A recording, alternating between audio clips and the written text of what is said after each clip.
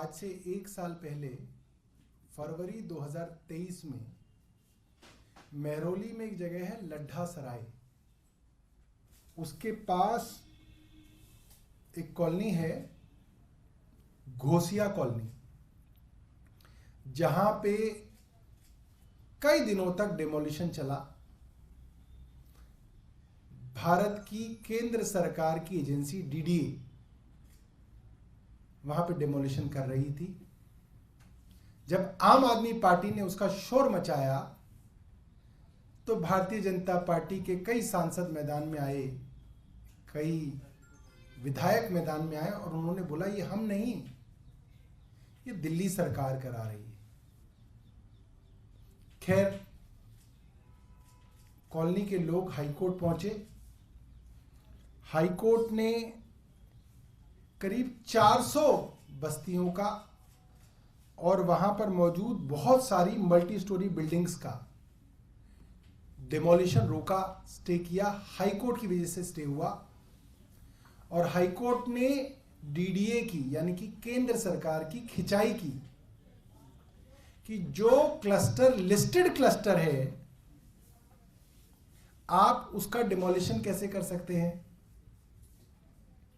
वो डूसिब यानी कि दिल्ली सरकार के लिस्टेड क्लस्टर्स की सूची में था, उसके बावजूद गैर कानूनी ढंग से भारतीय जनता पार्टी की केंद्र सरकार उसका दिन दहाड़े डिमोलिशन करा रही थी, बुलडोजर चला रही थी।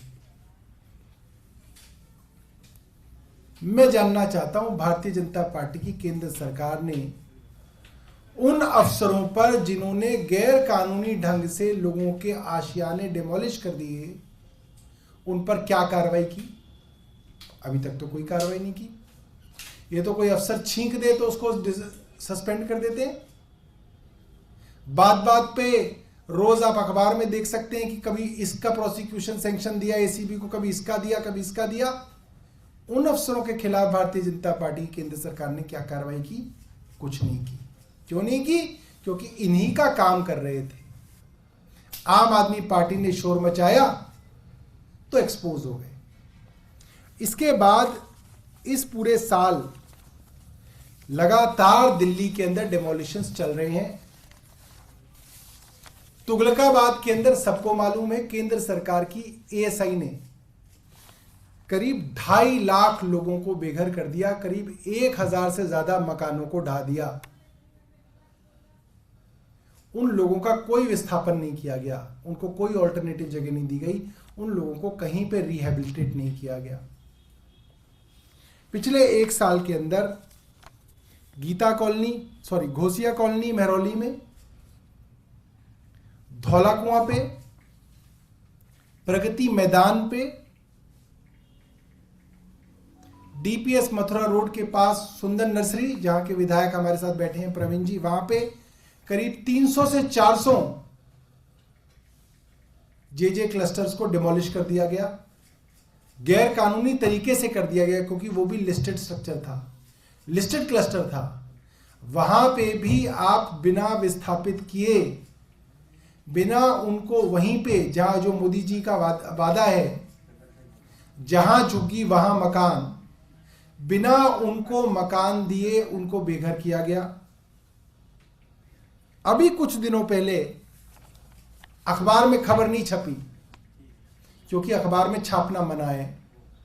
जसोला गांव के अंदर करीब 70-80 बस्तियों को 70-80 जेजे क्लस्टर के यूनिट्स को डिमोलिश किया डीडीए ने, केंद्र सरकार की डीडीए ने। कोई विस्थापन नहीं किया गया, कोई रिहेबिलिटेशन नहीं किया गया।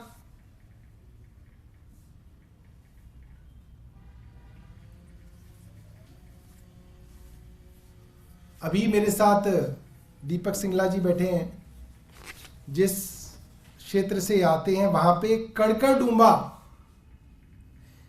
जेजे कैंप को अब से कुछ ही दिनों पहले डिमोलिश किया गया है।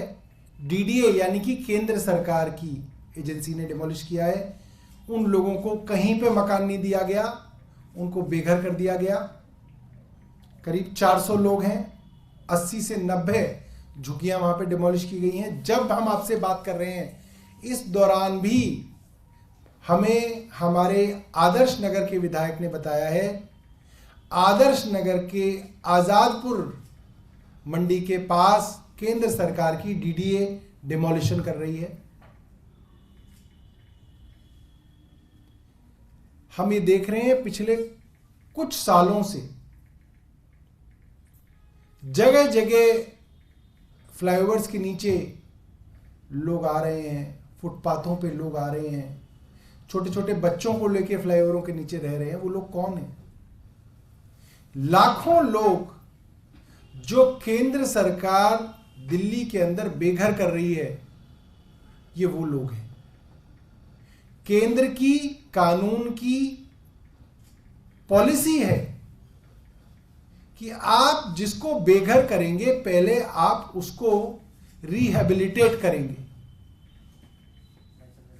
आप पहले उनको मकान देंगे, उनको उन मकानों के अंदर बसाएंगे और फिर आप उनकी जे क्लस्टर्स को डिमोलिश कर सकते हैं।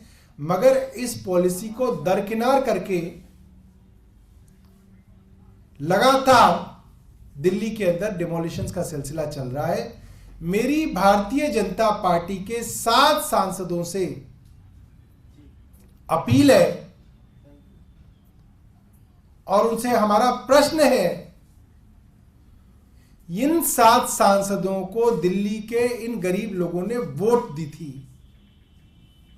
क्या ये सांसद भारतीय जनता पार्टी की केंद्र सरकार द्वारा जो डिमोलिशन हो रहे हैं उसके साथ खड़े हैं? अगर नहीं खड़े हैं तो इनको रोकने के लिए उन्होंने क्या किया? क्या वो डीडीए वाइस चेयरमैन से मिले? क्या उन्होंने डीडीए वाइस चेयरमैन को चिट्ठी लिखी? क्या डिमोलिशन हो रहा था तो कोई एक सांसद कभी उस डिमोलिशन साइट पे पहुंचा? क्या ये सांसद एलजी साहब से मिले?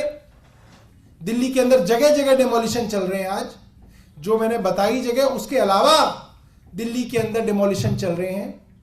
हमारे भारतीय जनता पार्टी के 7 सांसद ये जवाब दें कि वो इन डिमोलिशंस के साथ खड़े हैं या अपनी केंद्र सरकार के साथ खड़े हैं, वो ये बताएं हम। बहुत बहुत धन्यवाद।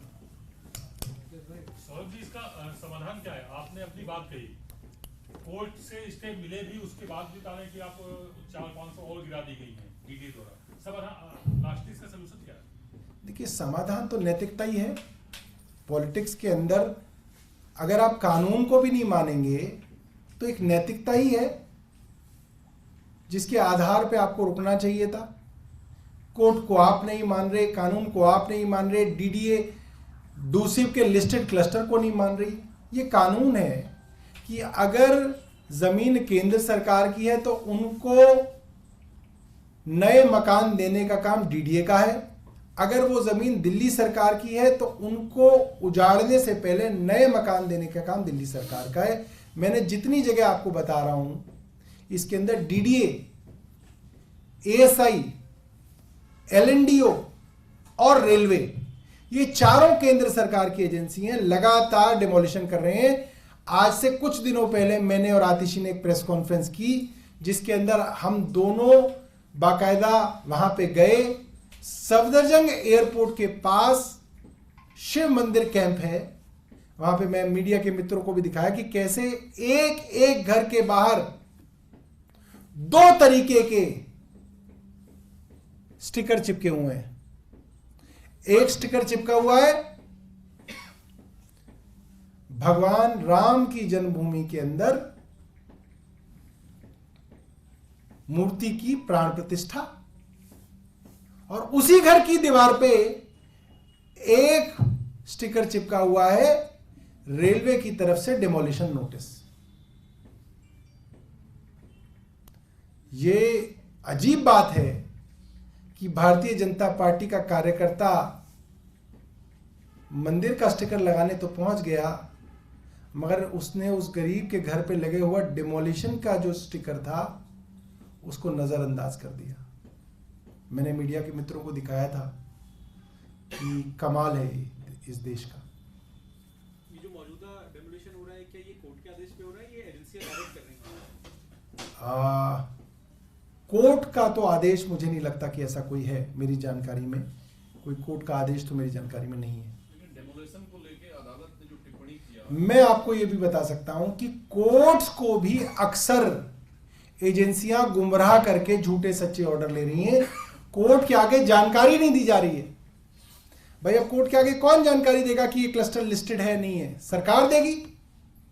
सरकार के वकील जानकारी को कोर्ट के आगे छुपाकर कोर्ट को गुमराह करके, मैं ये ऑन रिकॉर्ड कह रहा हूं, एज ए यूडी मिनिस्टर मैं आपको कह रहा हूं, सरकार के वकील हाई कोर्ट को गुमराह करके डिमोलिशन के ऑर्डर ले रहे हैं और पकड़े गए हैं ऐसे वकील। और आज भी वो वकील हैं क्योंकि उनको हटाया नहीं जा रहा है। क्लस्टर या बाकी अन्य जगहों पे जो डेमोलेशन हो रहा है अवैध निर्माण को लेकर, उस पे कोर्ट ने टिप्पणी किया है। अभी 2 या 3 टर्म एमसीडी में भाजपा थी, पुलिस जो है सेंट्रल गवर्नमेंट के पास है, अवैध निर्माण हो कैसे रहे हैं, इसके लिए जिम्मेदारी तय करनी होगी, ये कोर्ट ने कहा है। देखिए, हम ये नहीं कहते हैं कि आज जो अवैध निर्माण है उसको आप होने दीजिए। 2015 की लिस्ट है कि जो जो क्लस्टर 2015 से पहले का है, जिन्होंने डॉक्यूमेंट सबमिट किए हैं, कानूनी तरीके से उनको लिस्ट में शामिल किया गया है और वो लिस्टेड क्लस्टर है। यानी कि उनको हटाने से पहले एक प्रक्रिया अपनाई जाएगी। प्रक्रिया ये रहेगी कि उनको इन सीटू रिहेबिलिटेशन देना पड़ेगा, यानी कि जहां उनकी झुग्गियां हैं वहीं पे सरकार को उनको मकान देने पड़ेंगे और फिर आप उनकी झुग्गियां डिमोलिश कीजिए। ये कानून है देश का। दिल्ली में किसानों को रोकने के लिए दिल्ली पुलिस ने पूरी तैयारी की है, तमाम बैरिकेड्स लगाकर बॉर्डर्स को सील कर दिया है और इसके अलावा धारा 144 भी लागू कर दिया है। क्या कहेंगे? देखिए, एक समय था जब ये देश जो है जय जवान जय किसान की बात करा करता था। केंद्र सरकार के मुखिया, देश के जो प्रधानमंत्री होते थे, वो ये नारा देश को देते थे, जय जवान जय किसान। आज जवान की पेंशन खत्म करके उसको कॉन्ट्रैक्ट का अग्निवीर बना दिया गया है और जो किसान है उसको आज ये हक भी नहीं है कि वो अपनी देश की राजधानी में आके अपनी बात कह सके। तो मुझे लगता है आज तो किसान और जवान दोनों के साथ सरकार नहीं खड़ी। सर, अब इसके इतर दिल्ली को लेकर अरविंद केजरीवाल ने कहा कि 7 की 7 सीटें लोकसभा की आम आदमी पार्टी जीत रही है, तो उसके क्या मायने हैं? क्या ये भी मान के चले कि गठबंधन नहीं होगा और आम आदमी पार्टी अकेले चुनाव लड़ेगी?